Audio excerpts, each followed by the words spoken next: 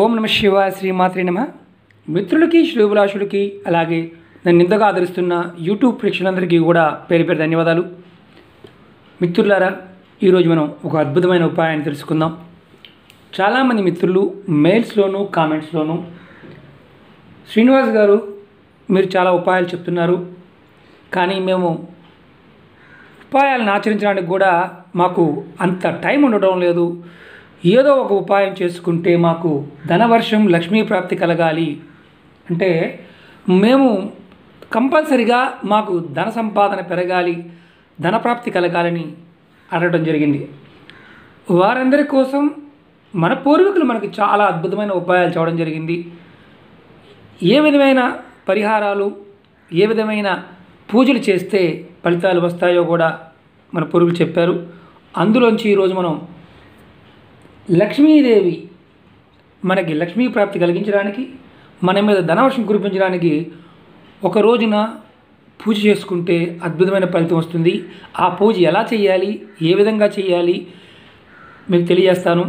చెప్పిన విధంగా చేసుకోండి, సబ్స్టిట్యూట్ మాత్రం ఆలోచించమాకండి, ఎందుకంటే ఆ విధంగా చేస్తేనే ఫలితాలనే వస్తాయి. ఈ పూజ ఎలా చేయాలి, ఏ విధంగా చేయాలో తెలియజేస్తాను. అలాగే మిత్రులారా, మీకు ఈ వీడియో నచ్చినట్లే లైక్ చేయండి, నా ఛానల్ సబ్స్క్రైబ్ చేసుకోండి, గంట సింబల్ని యాక్టివేట్ చేసుకోండి, 10 మంది మిత్రులకు షేర్ చేయండి. సహజంగా మనందరం కూడా అమావాస్య అంటే భయపడుతుంటాం. ఈ పూజని అమావాస్య రోజు చేయాలి. అమావాస్య రోజున లక్ష్మీదేవి పూజ చేసేవారికి లక్ష్మీ ప్రాప్తి కలుగుతుంది. అలాగే మనం ధనాన్ని ఏదైతే ఆశిస్తామో, ధనమనంగానే ఓన్లీ డబ్బు మాత్రమే కాదు, అష్టైశ్వర్యాలుగా మనం చూస్తుంటాం. 8 రకాల ఐశ్వర్యాలు, భోగభాగ్యాలు కలగాలంటే అమావాస్య రోజున లక్ష్మీమాతకి పూజ చేయాలి. రకరకాల విధానాలు ఉన్నాయి, రకరకాల పద్ధతులు ఉన్నాయి. మనం అనేక రకాలైన విధానాలు చెప్పుకుంటున్నాం. ఇది ప్రతి నెలలో వచ్చే అమావాస్య రోజున ఈ పూజ చేసుకోవాలి. ఇప్పుడు మనకి రాబోయే 22వ తారీఖు కూడా అమావాస్య ఉంది.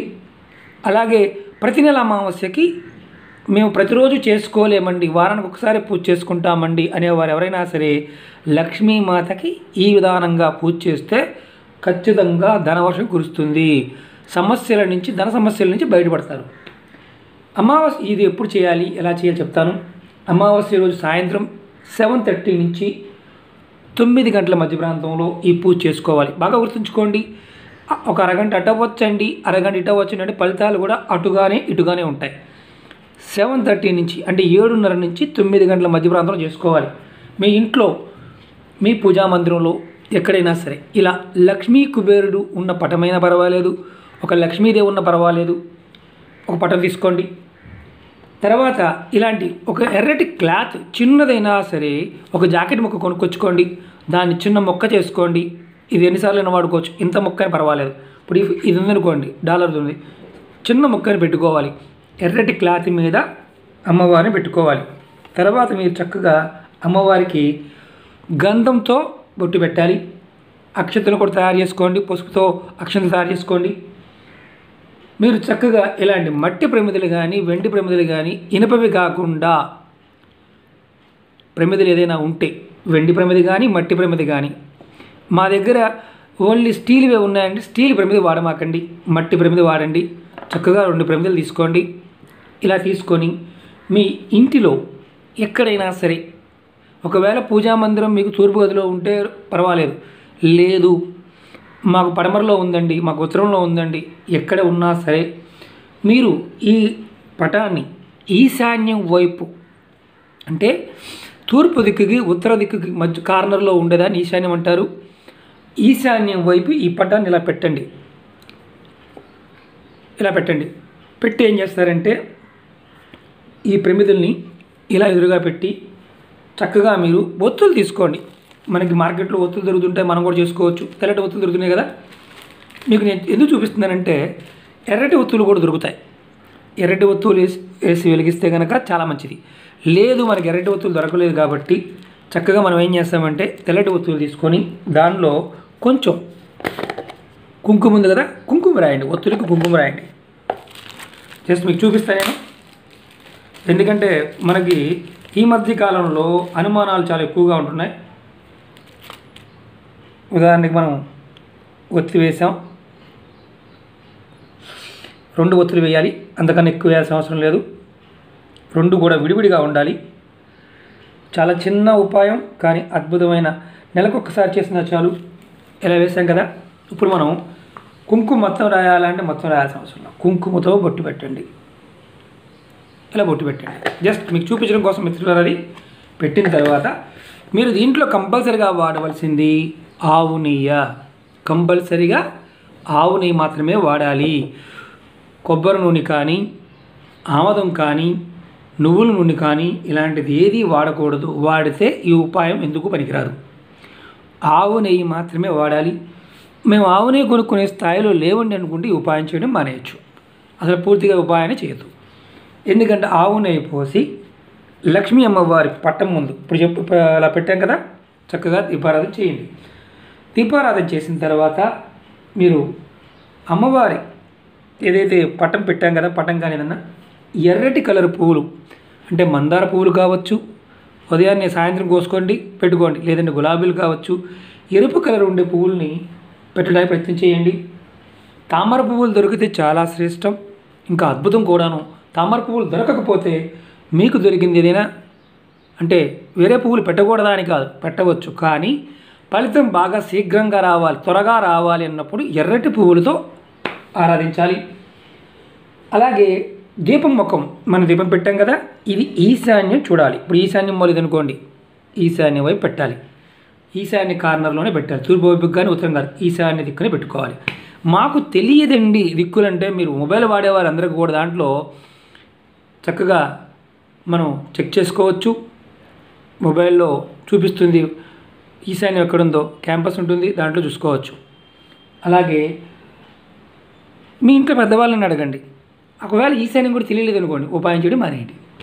అలాగే మనం ఇప్పుడు నెక్స్ట్ ఏం చేయాలి, మన ఇంట్లో ఏదన్నా పాలతో కానీ పరమాన్నం చేసినా లేదంటే స్వీట్స్ ఉన్నా అది కూడా పెట్టే స్థాయి లేదు అనుకున్నప్పుడు బెల్లం ముక్కనైనా సరే నైవేద్యంగా పెట్టండి. ఇది 7:30 నుంచి 9:30 ప్రాంతంలో చేయాలి. 9కి ముందే, ఇంకా అరగంట కూడా 9కి ముందే చేయండి, చాలా మంచిది. ఇంకా అరగంట అంటే నైవేద్యం పెట్టే కార్యక్రమం ఉన్నా కూడా కొంచెం లేట్ అవ్వచ్చు, కానీ 9 లోపే పూర్తి చేసుకోవాలి. తర్వాత మీరు చేయాల్సింది ఏంటంటే అమ్మవారికి సాంబ్రాణి ధూపం చూపించండి. కంపల్సరిగా సాంబ్రాణి ధూపం చూపించండి. మీకు చదవటం వస్తే లక్ష్మీ అష్టోత్తరం కానీ శ్రీ సూక్తం కానీ చదవండి.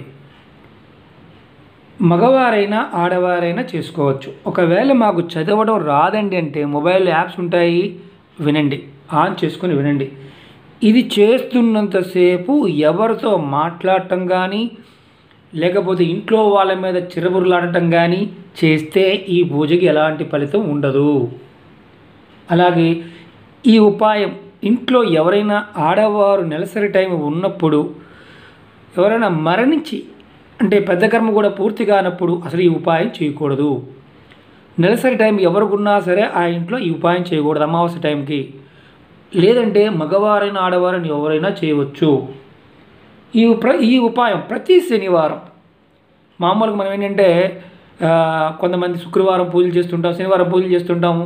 అలాంటప్పుడు మనం ఈ విధంగానే లక్ష్మీదేవికి వెంకటస్వామికి దీపం పెట్టి పూజ చేస్తుంటాం. అలా మనం చేసినప్పుడు ఉపవాసం ఉంటాం. అమావాస్య రోజున ఉపవాసం ఉండి ఎవరైనా సరే ఈ ఉపాయాన్ని చేస్తే వారికి అతి శీఘ్రంగా అంటే తొందరగా ఆర్థిక స్థితి మంచి మార్పు వస్తుందని చెప్తున్నారు.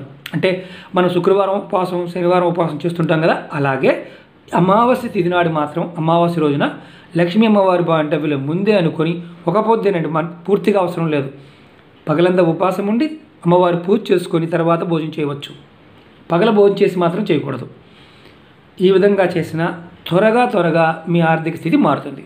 అలాగే ఈ పూజ చేయటం వల్ల మన ఇంట్లో కంపల్సరీగా ధన సంపద పెరుగుతుంది. చాలా సింపుల్, నెలకొకసారి కదా, మాట్లాడకుండా చేసుకోవాలి. కంపల్సరీగా అష్టోత్తరం కానీ శ్రీ సూక్తం కానీ చదువుకోవాలి. మాకు ఇది లేదు, మేము ఏమీ చెయ్యలేము అనుకుంటే లక్ష్మీదేవిని 108 సార్లు నా మనసులో ఓం శ్రీ మహాలక్ష్మీ నమః అని మనసులో అనుకోండి. ఓం శ్రీ మహాలక్ష్మియే నమః అని 108 సార్లు అనుకోండి. ఇంకేం చేయలేము అనుకునేవారు. ఎందుకంటే మన ఇంటి నుండి ఇది కంపల్సరీగా ఏంటంటే ఈ ఉపాయం చేస్తే అమావాస్య తిథిలో చేస్తే మన ఇంట్లో ధన సంపాదన పెరుగుతుంది. మన ఇంట్లో దరిద్ర దేవత కనుక ఉంటే బయటికి వెళ్ళిపోతుంది. లక్ష్మీదేవి ప్రసన్నమవుతుంది. మనకి 4 వైపుల నుండి కూడా ధనం రావడం మొదలవుతుంది. ఇమ్మీడియట్గా చేస్తే గంటలో వచ్చేస్తా అంటే రాదు. నమ్మకంగా మనస్ఫూర్తిగా చేయండి, ఖచ్చితంగా ఫలితం వస్తుంది. ఆవు నేతితోని దీపం పెట్టాలి మిత్రులారా, లేకపోతే ఎలాంటి ఉపయోగము ఉండదు. రెండోది, చాలామంది మిత్రులు అంటుంటారు, సబ్స్టిట్యూట్ అడుగుతుంటారు, అలా చేయొచ్చు అలా చేయొచ్చు అని. వీడియోలో చెప్పిన విధంగా మాత్రమే చేయండి. తంత్రంలో ఎప్పుడూ కూడా ఏంటంటే సబ్స్టిట్యూట్స్ ఉండవు. ఉపాయానికి మారుతూ ఉంటాయి. ఆ పదార్థం యొక్క స్థితిని ఆ టైం బట్టి మార్చుకోవాలి కానీ ఎప్పుడు పడితే అప్పుడు మార్చుకోవడానికి అవకాశం ఉండదు. అలాగే మీకు ఈ వీడియో నచ్చినట్టు లైక్ చేయండి, నా ఛానల్ సబ్స్క్రైబ్ చేసుకోండి, గంట సింబల్ని యాక్టివేట్ చేసుకోండి, 10 మంది మిత్రులకు షేర్ చేయండి. ఓం నమః శివాయ, శ్రీమాత్రే నమః.